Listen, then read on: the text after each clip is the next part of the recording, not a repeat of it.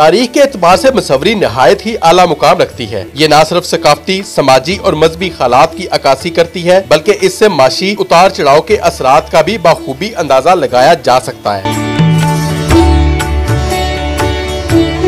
जेहलम की तहसील दीना में निजी अदारे के ज़ेरे इह्तिमाम फन मुसव्वरी की नुमाइश का इनकाद किया गया, जिसमें पेंसिल वर्क, ऑयल पेंट और वाटर पेंट से तैयार फनपारों की तारीख़ सकाफत और देहाती तारीख़ तमद्दुन को उजागर किया गया। पॉजिटिव जो है वो एक्टिविटीज हैं और एक अच्छे मैसेज वाली पेंटिंग्स जो है वो डिस्प्ले की गई हैं। असिस्टेंट कमिश्नर दीना ने भी नुमाइश में खसूसी तौर पर शिरकत की। ये जो टैलेंट है जो छुपा हुआ है, इसको हमें ना कि पूरे पाकिस्तान में बल्कि आई थिंक पूरी दुनिया के साथ ये मुकाबला कर सकता है और इन बच्चों को ग्रो अप करने के लिए पूरी अपॉर्चुनिटीज दी चाहिए।